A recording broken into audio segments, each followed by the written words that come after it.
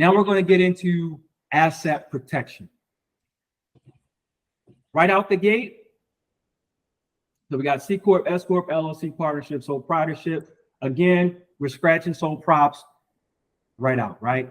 In the case of a sole proprietorship, you are the business. You get sued, it's you personally getting sued, okay? Someone slips and falls in the business, they're coming after you and your house and your cars, okay? Yeah. Yep. Partnership, we're scratching that out because a partnership, same thing. You're the business, your partner is the business. And in addition to that, with a partnership, any partner is entitled to the money, okay? So you go into a partnership with your friend, and that's the structure that you guys have. He could take the money and there's nothing you can do about it. You might have put 50 grand up for the business, and he put up nothing in his plan, and the plan was for him to do the majority of the work, and you just put up the money. And then as time goes on, he slowly starts removing himself from the business. And then you go back and look and see there's money being taken out. There's nothing you can do to stop him because you have a partnership. Quick story. There's a gentleman I know, his son went into the restaurant business with his friend. And so they bought a restaurant. They bought a restaurant, little $50,000 little piece of restaurant. And the friend, my friend's son, he was the one that was actually managing the books. His friend was doing more like operations type stuff. And so as time went on, he's looking at the books and he's starting to see money missing from the till, money missing from the register. Come to find out, his buddy was taking money out of the register and going to Vegas to go gambling. Now, if the IRS were to do an audit on that business, who do you think will get in trouble? Both of them. But more than likely, they'll start looking at him and say, well, you're the one that's doing the books. Are you taking the money? That's the problem with having a partnership. And that's also the problem with having an LLC.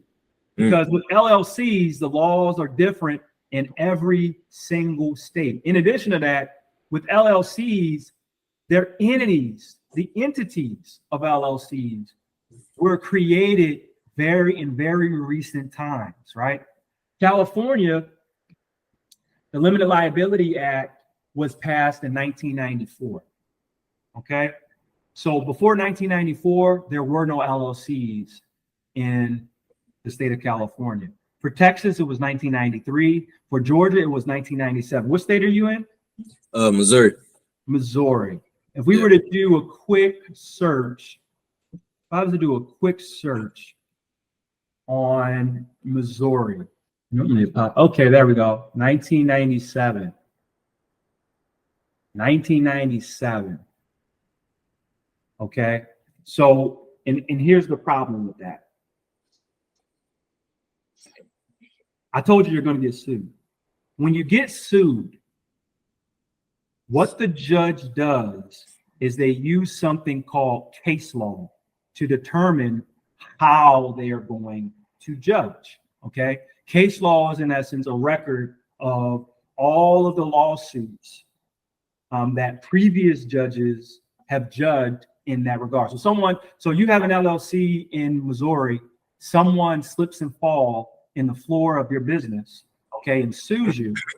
The judge is going to pull out the case law or the historical lawsuits in that state regarding LLCs to determine how they should judge your case. Does that make sense? Well, when it comes to LLCs in the state of Missouri, the act was created in 1997. So if we just take a calculator,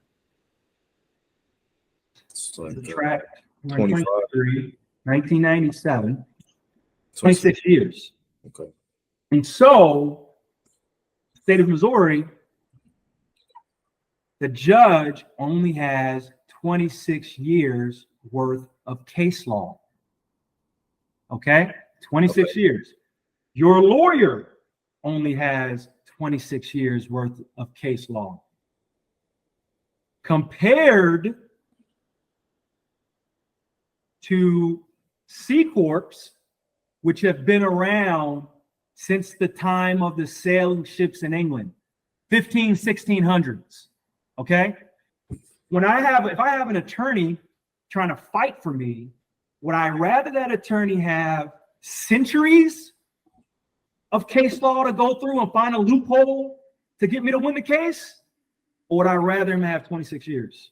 I'd rather have centuries, because with centuries, there's a lot of ways that we can there's where he can find a loophole and get me out of this lawsuit. When it comes to 26 years, you're dealing with Missouri, 26 years, it's working against me. It's working against me, right? So that's a major problem with LLCs. In addition, with LLCs, operating agreements with default roles if the issue that you have is not addressed. So that scenario, and it's different in every state, right? Members get votes no matter contribution. So that scenario that I gave you where my buddy, his son, and his friend, and the friend was taking the money, going gambling with it. Same thing as a partnership. With an LLC, there's nothing that they could do about it. And the operating agreements, because what the judge is going to look at, he's going to want to look at the operating agreements. And if you didn't create any operating agreements for your LLC, then it's just going to go to the default rules for that state. And every state is different. Every state is different. Some states says, the money or it's subject to, it's free for all. Other states will say, well, the person that put the money in is the one that gets to keep the money. So you just don't want to have to deal with these sort of implications, right? Yeah. And in addition to that, we talked about, with LLCs, members or owners, they get votes no matter their contribution. So let's say, and that's really what we're going to get a little more in depth in when we talk about funding. But let's just say, you got an LLC and your grandma, wants to invest in your company. She gives you $100. Well, that $100 you just took from her, made her a partner, made her a member in your company, where she can help decide, direction of the company. With C corps and S corps in that regard, it's mostly uniform treatment across the states. So you don't have to worry about that.